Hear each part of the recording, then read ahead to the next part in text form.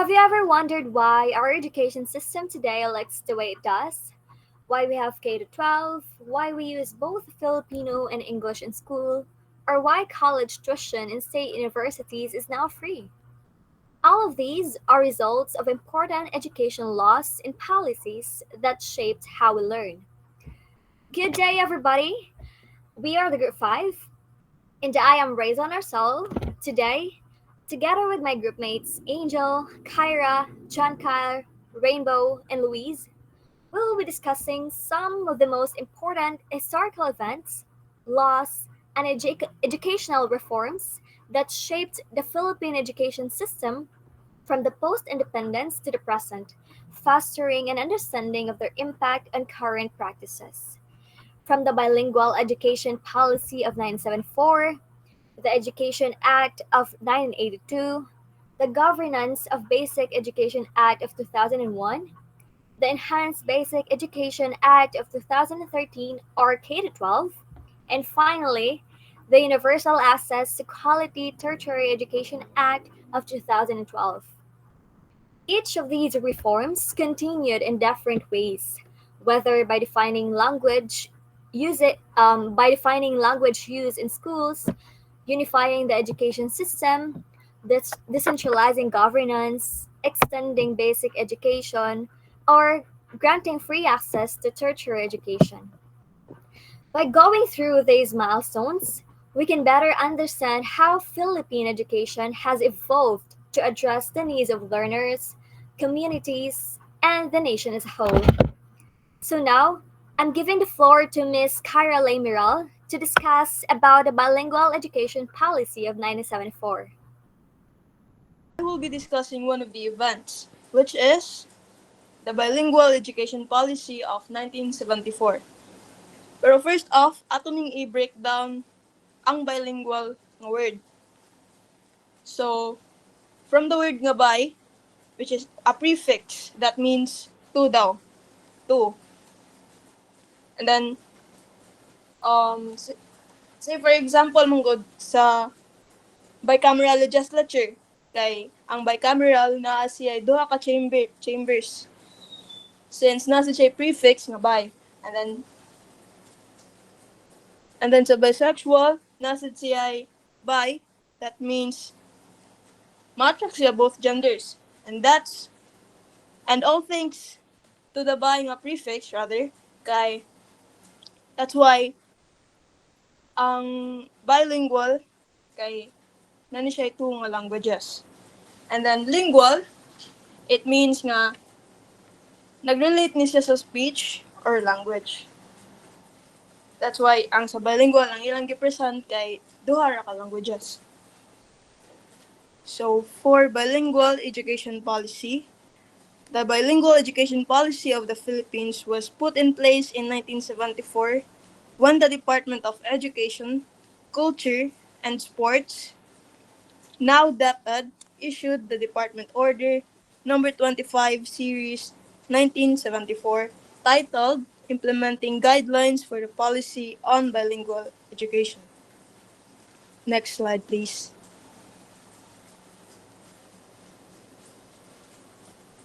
So, what is bilingual education?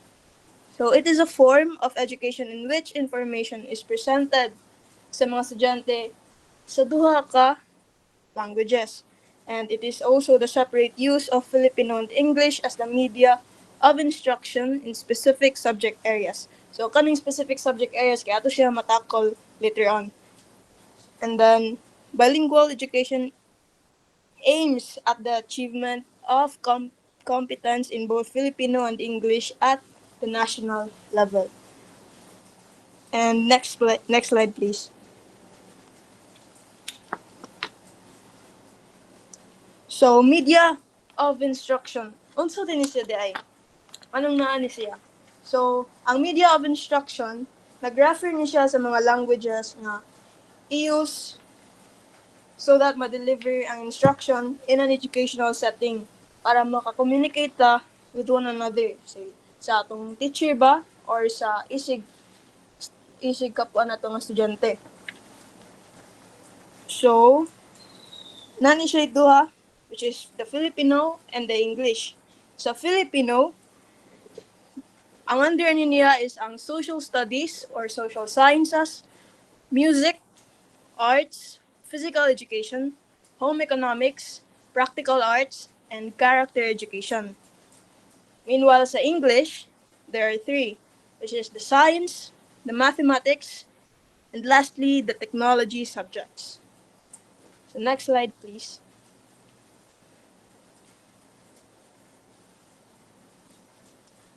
So here is ang aims of the policy. Sa aims of the policy. It aims the achievement of competence in both Filipino and English at the national level through the teaching of both languages and their use of media of instruction at all levels. And the next na aim niya is the regional languages shall be used as auxiliary languages in grades 1 and 2. So ang regional languages mo ni siya ang mga languages nga naara sa masturya rin siya in a specific region or area, and usually ang mga mo gamit ani kay pila-pila ra sad, which is for example kita mga sa Cebu is atong gamiton nga language kay Bisaya, Cebuano, diba? And ang Bisaya is considered sa siya nga regional language since naram siya sa specific region. And this is siya official nga language sa tibuok country, which is the Philippines. And then as for auxiliary languages, mo ni siya ang language specifically designed to facilitate communication between sa mga tao who speaks kanang lain-lain gani nga native languages. So if kita Bisaya atong speak, and then naay lain tao nga mo speak og language, which is let's say Kapampangan, ang ato ang means of communication na lang ana or atong magamit nga language is usually at magamit kay Filipino or English since mo atong na dak-an pa. So that's why naa ang auxiliary language para makakommunicate ta sa lain nga tao nga dili na to pareha og native language. And then last aim of the policy would be the aspiration of the Filipino nation is to have its citizens possess skills in Filipino to enable them to perform their functions and duties in order to meet the needs of the country in the community of nations. So mo ni siya nganong gikuan to ganiha nga competence in both Filipino and English at the national level kay para ma-meet na to ang needs sa country in the community of nations. So, next slide please.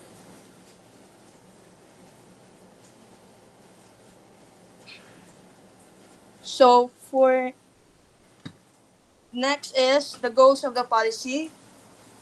And first would be enhanced learning through two languages to achieve quality education as called for by the 1987 Constitution. The propagation of Filipino as a language of literacy. Another would be the development of Filipino as a linguistic symbol of national unity and identity.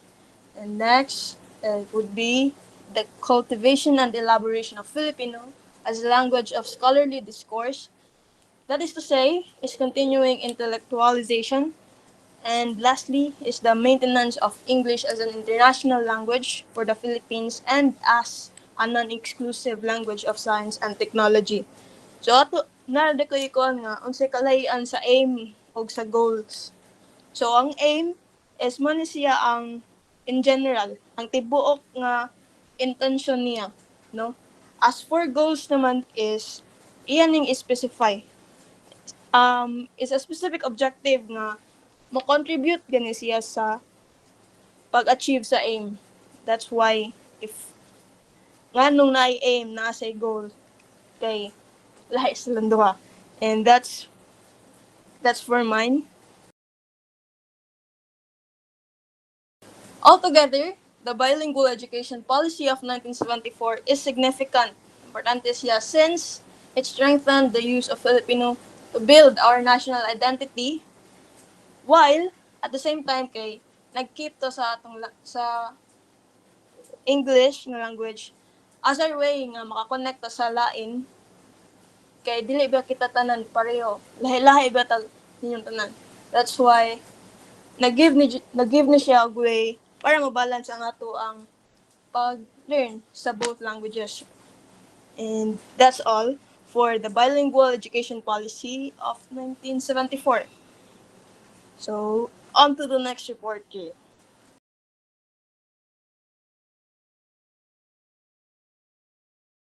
So this is Giancarlo Acampado, and I'm gonna be discussing the Education Act of 1992. So what's what we call the BP 232.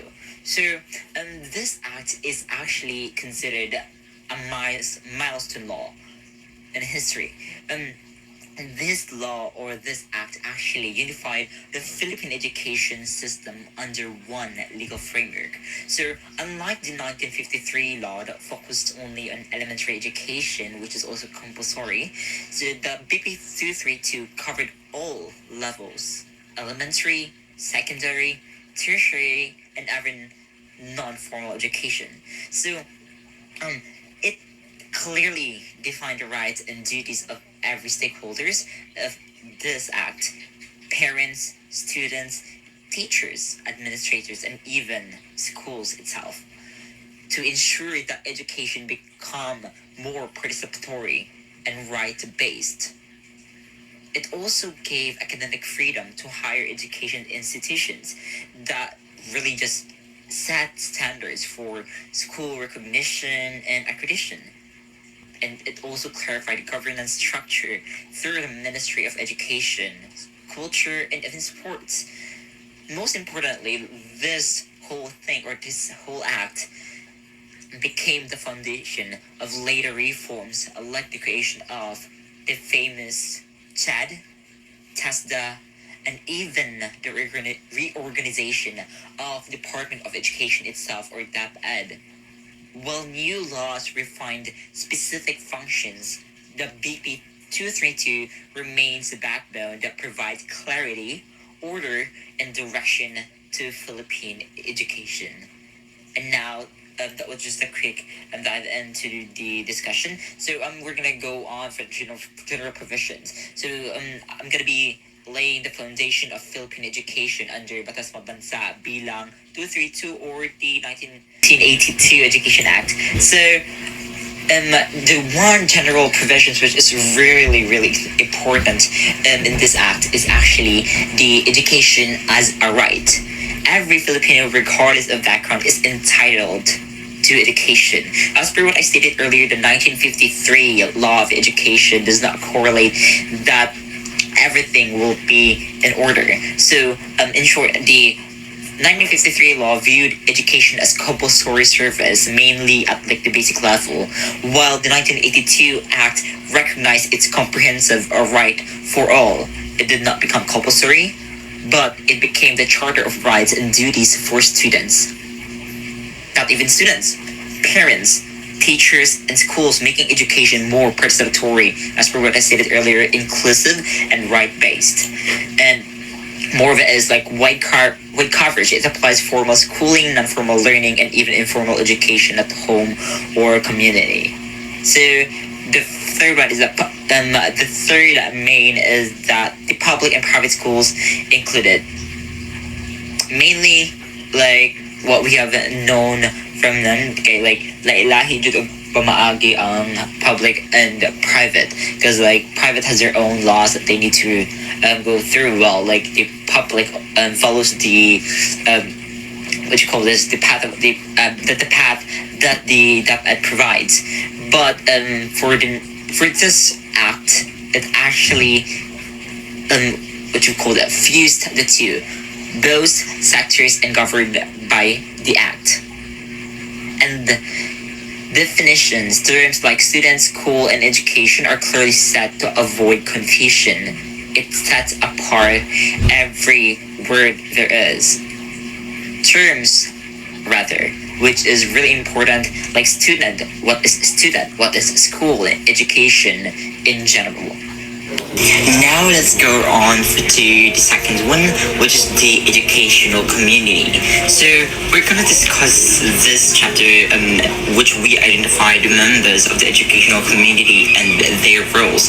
So as per what I stated earlier, for the fourth general provisions, which is definitions like terms like student, school, and education are clearly set to avoid confusion. So for this one, we're gonna tackle about first and foremost the students, and we are recognized as essential participants in learning. Without us, then we are not going to differentiate in the school setting who are going to be learning, because like without the students, then there are no schools. Without schools, then no quality education will be provided.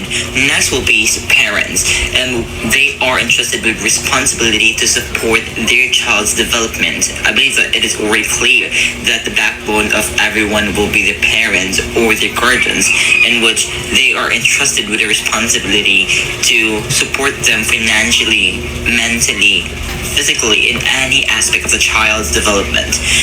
Third one is the teachers and personnel. They are tasked with education or instruction, discipline, and guidance. Teachers and personnel, I believe that it is already clear that teachers and personnel are also students from the beginning, but cultivated to have the instruction, discipline, and guidance for them to guide us or to guide the next generation. Last but not least is the schools. They serve as the environment where student education takes place in general.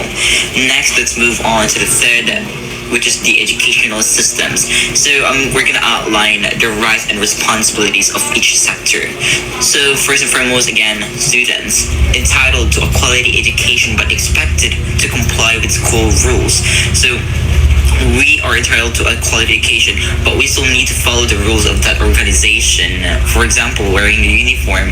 For us to be able to attend classes, we need to wear a uniform. That's one example of it. Next will be parents. They have the right to information and duty to guide their children. They have the right to ask what seems to be the problem, what seems to be happening with you. Like remember when you are like from elementary or like high school, that when you're like parent goes to the school and asks your teacher like what's happening with him, what's happening with me, what's happening with me or something like that. Next will be the teachers and personnel. So they enjoy professional rights but must uphold ethical conduct. Fourth is schools. They can establish policies but must deliver quality education. So it's like an exchange for each and everyone. So from students learn from schools. Schools establish policies but deliver quality education, while teachers and personnel are the ones who guide us throughout that one, while parents are the backbone of everything. Now let's proceed to the fourth one, which is the Ministry of Education, Culture, and Sports. So we're going to explain how education is governed and managed. So, and first is Ministry of Education. So the Ministry of Education actually sets the standards and oversees the school nationwide. Not just that's one specific school, but nationwide. Next is institutional autonomy. Schools are granted freedom to manage internal affairs. I believe that's already understandable. So the third is public and private collaboration. Both sectors contribute to national education. I believe that also that's also clear now that public and private collaboration, because like when it comes to education, though we do have our own, like, or for example, private has their own, like as we all know, the private has their own rules and regulation and how they are gonna go through with everything. But there's also a specific, like, what you call this, like pathway on what they are gonna follow for the students, or some kind of like for the students to be able to learn. Fourth will be the balance authority. The state supervises without undermining school independence. I believe that's also clear as per stated earlier, that schools are entitled to their own internal affairs. Well, so if state and school itself, like the state let the school handle their own thing, while the school let the state handle their own thing for the benefit of both. last but not least will be the miscellaneous provisions. So this chapter provides the financial support of education. So state priority. So education must receive a major share in national budget. I believe that when I tried to check on it earlier in regards to the national budget, I believe that on 2025, for like encompassing DepEd, CHED, TESDA, SUCs, and other agencies, I believe that for the current budget this year is going around approximately 1.55 trillion, which is like a big share because education is one of the most important or crucial part of like laws in the Philippines, especially this key provision or this like and especially this act which strengthens the equality and which strengthens the like right of everyone to have education. Next is support to private schools through subsidies and other incentives. I believe I'm just gonna share my personal experience in regard to this one, in which in our old high school, senior high school has like this kind of thing in which it is called SPAS program, where we need to GT or we need to assist the teachers in that specific school for us to be able to gain to have salary or something. Like we need to attend this or support the teacher on this specific time frame for us to be able to get money. So for that money, we're gonna use that to pay our books, miscellaneous, and others. And I believe that last time kay like we napakwida kang sobrato, which like pang allowance na ako put to. So yeah. Third is student financial assistance, includes scholarship grants and loan programs. So for I believe that one example for this is like the CHED merit scholarship, whereas like every sem pa to, I forgot, and which makadawat ka og ganing subsidy. I believe that includes scholarship. I believe that scholars mapunta. One example of it is us currently in XNU or like sa UC kinasa like academic scholarship in which maka lessons like maayo sa ilahang bayaran every month or every sem.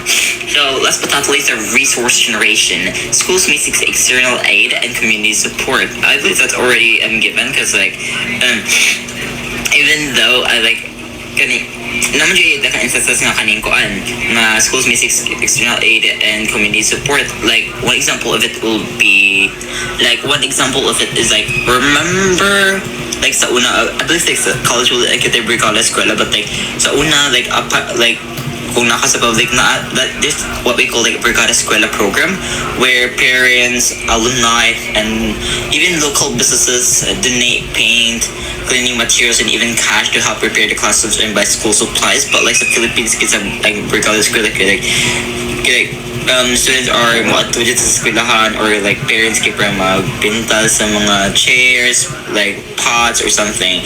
That's one example of that one. So yeah, I believe that would be all currently for this one. Let me just check. Oh yeah. I'm just gonna briefly discuss the significance in shaping the Philippine education. As per what I stated earlier, so beginning when I before we proceeded sa kaniko on key provisions, that the Philippine education was actually unified and systematized the Philippine educational structure, which is like the elementary, secondary, tertiary, in non-formal in one legal framework. Because like sa una sa 1953 kay law of education kay only focuses on like the elementary, but that was also compulsory. While the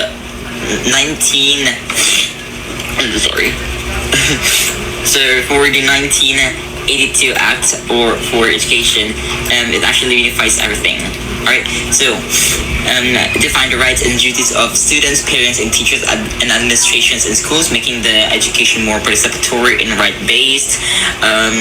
So in essence, it gave the legal clarity, order, and participatory framework that the older 1953 law lacked, which is like mas better siya, making it a must, or calling it a milestone in Philippine education history. That would just really be all. Thank you.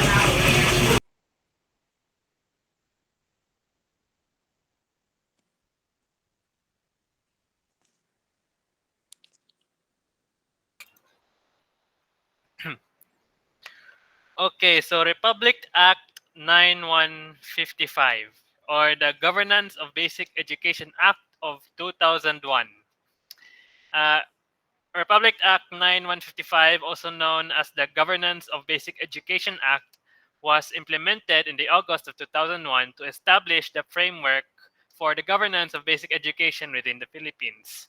Now, of course, in order to deliver services, in order to implement policies, there has to be a structure, a bureaucracy, and an administration that in order so that the policies, so the services can be seamlessly given, can be seamlessly implemented without any complications. Because if there's no any administration, if there's no any governance, then there would be a lot of chaos. There would be resources that could be misallocated, and other problems like that.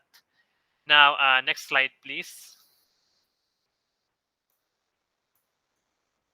Now, the notable provisions in the Republic Act 9155, the Governance of Basic Education Act of 2001, a few of them would be that it renamed the Department of Education, Culture, and Sports into the Department of Education. Now, with this also meant that it established the powers, the duties, and the functions of all entities within the Department of Education. Since culture and sports are no longer within the ad, the uh, administration of the Department of Education, it would of course have new goals, new objectives to accomplish. As such, there would be the powers, duties, and functions that would be given to the leadership, so that it so that ed will be able to carry out their duties without problem. With this would be the establishment of a decentralized structure that empowered local administrators such as principals, promoted a school-based management system where decision-making is transferred from central or district offices to individual schools. What this means is that uh, the main tasks uh, of a lot of the tasks for education, for the implementation of education policies, were transferred from central offices, central agencies, to local schools, so that it would be much more flexible, because not every school is the same. Every school has their different strengths and weaknesses. As such, in order to ensure uh, that those strengths and weaknesses would be uh, exploited and remedied, those who would know the schools the best, the principals, the local administrators, they would be given the necessary power in order to implement education policy. Now, this also means that uh, they would be in charge of the implementation of local initiatives, and this, and then there is also the transferring of several cultural and sports agencies to other commissions while abolishing the Bureau of Education and Sports and School Sports. Now, as I previously said before, culture and sports were no longer under the administration of DepEd. As such, they've been transferred to the responsibilities of other offices, of other agencies, and other commissions. Next slide, please.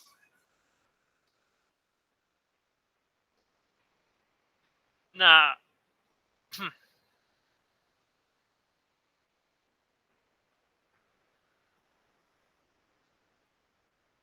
I hold on.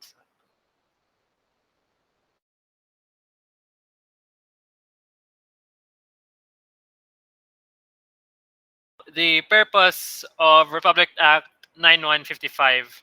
would be to increase the authority, accountability, and responsibility within the administration in order to ensure that the people would be able to guarantee that the best services will be provided to the students. Of course, if there was too much uh, obstructions within the bureaucracy due to numerous reasons, such as lack of authority, then services and would be slow to be given. Policies will be slow to be implemented, and then that would also reflect on the quality of education. Accountability and responsibility are also necessary due to the fact that if there would be a lack of accountability and responsibility, then there would also be a decrease in quality due to negligence and even corruption.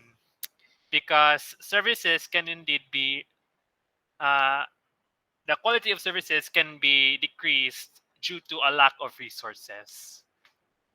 Now, another purpose would be to define the roles and responsibilities and to provide services to offices which implemented educational programs, projects, services, and initiatives to their local communities. Uh, is- the, of course, there should be a clear role and responsibilities. They should be clear to the and then to the offices that would need resources. Of course, uh, when they implement these things, these educational programs, project services, etc., etc. They need them so that there would be a clear direction on what they should do and uh, what they are supposed to do, their responsibilities. It will also be clear to them so that there would be no loss in quality. And then another purpose would be to make schools and learning centers the most important vehicle for providing education services towards Filipino learners. Of course, schools and learning centers, these are places uh, where children are supposed to gain their education. These are where not just children, of course, pero even adults, they would need schools and learning centers so that they would be able to get their college degrees and so that they can be able to gain employment. Then we should the another purpose would be to ensure that schools will get the attention and resources that they deserve in order to ensure that the quality of education will not be compromised. Indeed, a lack of attention and a lack of resources uh, could lead to the quality of education being compromised due to teachers and administrators being forced to utilize substandard uh, equipment, materials, uh, and policies just to just to ensure that they can actually um, get their job done and give education to the learners, even if it's not as good. Now, another purpose would be to enable schools and learning centers to reflect the values of the community by allowing teachers, learning facilitators, and other staff to have the flexibility to serve the needs of all learners. Uh, this is quite self-explanatory, like all of the purposes here. Um, we need a purpose for the Republic Act is so that schools will be able to uh, get the will be able to have the values of the community implemented, Jude, so that the it will be able to uh, so that teachers learning uh, will be flexible enough. Okay. And then another purpose would be to encourage the establishment of local initiatives for the improvement of schools and learning centers and to provide the means for these improvements. Now, this is from our uh, previous what we previously said regarding decentralization. This means that this will allow schools to have the power, the authority to create their own action, their own programs, their own initiatives, so that they will be able to improve the quality of their services, and so that education will be better for the learners. Lastly, another purpose would be to establish schools and learning centers as facilities for where school children will be able to learn a wide range of competencies, or where out of school youth and adults are provided with alternative learning programs and receive accreditation for at least the equivalent of a high school education. So, this means that uh, schools and learning centers will be able to have their pupils learn a wide variety of subjects so that they can be ready for more advanced su- for their more advanced education, so that they can also be able to have the have a foundation, so that they will be able to have the basics for life. And then what it says here regarding out of school youth and adults, out of school youth means the young people that are not in formal education, and adults, they would be people who have likely already graduated college but still desire to learn more for improvement or as a necessity. They will be able, or this could also be adults that did not graduate in high school and would receive alternative learning programs. These are learning programs that are not within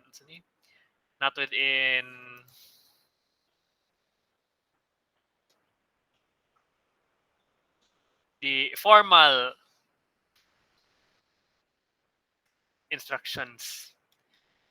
And those who have completed these alternative learning programs will be given an equivalent of an accreditation of a high school education.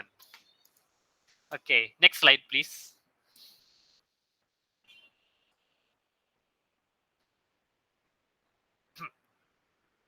Next slide, please.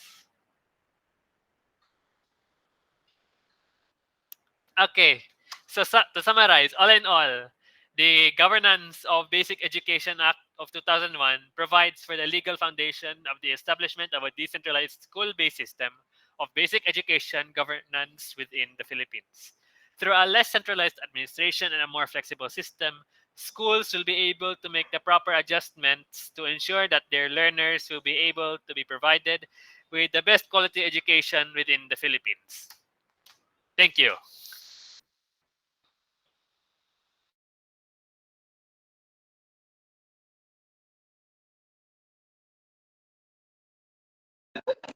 Hello, good evening everyone. I will be discussing the K-12 program, also known as the Enhanced Basic Education Act of 2013 or Republic Act 100533. To begin, let's look at the background before this reform.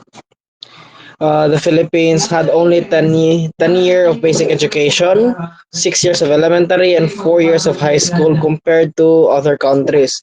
We had one of the shortest programs in the world, and many graduates found themselves at a disadvantage, especially when they are applying for jobs overseas or entering international universities. Because of this education, because of their education was seen as incomplete. This gap was one of the main reasons why lawmakers and educators pushed for the K-12 program. So, next slide, please. Hello, next slide, please.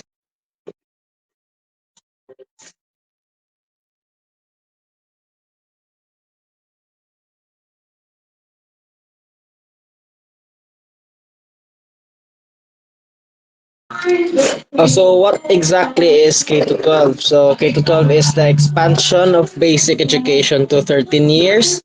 It made kindergarten compulsory and added 2 more years of senior high school, which is grade 11 and grade 12. So in other words, the program stretches from kindergarten all the way to grade 12, hence the name K in K to 12. But beyond simply adding years to K to 12 was also designed to change the way the Filipino students learn. Its main purpose was to better prepare us for life after high school, whether that means going to college, finding a job, or even starting a business. The program also aimed to align our education system with international standards so that our graduates could be more competitively global. So, one of the most important features of K to 12 is senior high school. So instead of having one size fits all curriculum, senior high school offers different tracks. So this includes the general academic strats, general academic track or strand, which is GAS. We have STEM, ABM, Humes, and ICT on etc., which equips students with practical skills for employment. So for those with special talents and passions, we have sports and arts and designs. So by giving students choices, the program helps them focus on their strengths and future career paths, which was not possible in a 10-year-old curriculum system. So another major component of K to 12 is the emphasis on the 21st century skills. So the curriculum highlights not just academic knowledge but also real life abilities such as communication, critical thinking, collaboration, and creativity, as well as problem solving. These skills are these are the skills that we all know are crucial and important in today's fast changing and globalized world.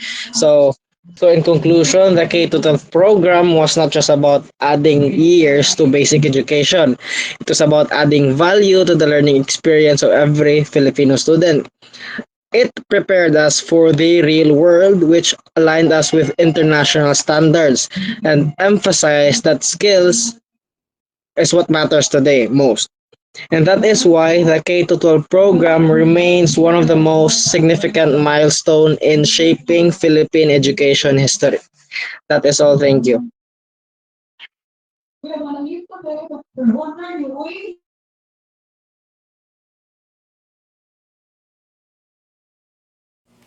I believe everyone is aware of this Republic Act since we are also one of the students who are fortunate to acquire this opportunity. So it is the Republic Act 10931, which is Universal Access to Quality Tertiary Education Act. So it is an act promoting universal access to quality tertiary education by providing for free tuition and other school fees in state universities and colleges, local universities and colleges, and state-run technical and vocational institutions, establishing the tertiary education subsidy and student loan program, strengthening the unified student financial assistance system for tertiary education, and appropriating funds. Therefore, with that, and in addition to that is this Republic Act was signed last August 3, 2017, and a little background of its history is in the House, the first push for universal tuition-free education in state university colleges was in HR number 2135, followed by Terry Reidun, then representative of the Kabataan Party List, on May 27, 2015, and it was brought to the 17th Congress of Philippines, which we have the principal author, Ralph G. Recto, and the famously known Senator Bam Aquino, which is the former Committee on Education chairperson and the principal sponsor and co-author of this Republic Act. Republic Act number 10931 provides free tuition and school fees in all state universities and colleges, local universities and colleges, and state-run technical vocational institutions to promote equitable access to higher education. It includes the establishment of student financial support programs. So the law also introduced the tertiary education subsidy for non-tuition expenses. So this includes books and school supplies, transportation, living allowances, OJT fees, and etc. and also the student loan program for additional support. So it provides access to educational loans, primarily targeting students in private higher education institutions who may not qualify for TES, and intended to assist with education related expenses not covered by TES or free tuition. It further strengthened the Unified Student Financial Assistance System for tertiary education, which is UNIFAST, and UNIFAST is mandated to coordinate and harmonize all government funded student financial assistance programs and improve accessibility and efficiency in delivering aid to students, and conduct policy development, monitoring, and impact evaluations of assistance programs, ultimately to manage and unify government student aid programs. While the law has helped thousands of students, its implementation faces challenges such as delays in fund disbursement, underutilized loan programs, institutional overcrowding, and concerns over educational quality. Despite these issues, Republic Act 10931, Universal Access to Tertiary Education Act, remains a milestone in making tertiary education more accessible, especially for students from low income families. It continues to shape Philippine education by pushing the country toward inclusive and equitable learning opportunities, encouraging a more educated workforce, and fostering social mobility. Cited by the GOHED 2024, accessing free and quality education is one of the basic rights among Filipinos. It serves as a foundation for building themselves to suit the competitive world, as this paper is anchored on the Sustainable Development Goals number 4, education. This ensures inclusivity and promotes equitable quality education that is open to all Filipino students.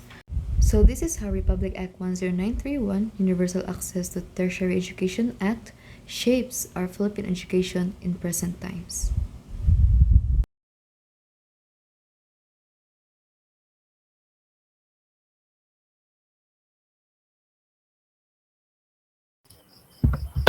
For summary, in conclusion, the bilingual education policy of 1974, the Education Act of 1982, the Governance of Basic Education Act of 2001, the Enhanced Basic Education Act of 2013, and the Universal Access to Quality Tertiary Education Act of 2017 collectively highlight the continuous efforts of the Philippine government to strengthen its education system.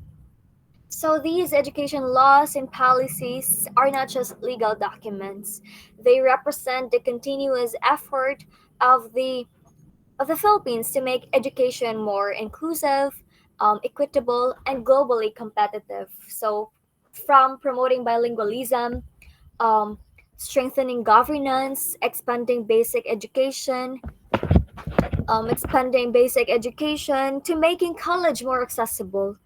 Each reform reflects our nation's aspiration to provide quality education for all Filipinos. As students and future professionals, it is important that we recognize how these policies shape our learning experiences today and how they will continue to influence the future of Philippine education. So that concludes our presentation. I hope you have learned something about how the post independence era to the present shaped the Philippine education system. Once again, this is Group 5 presenting. Thank you so much for listening.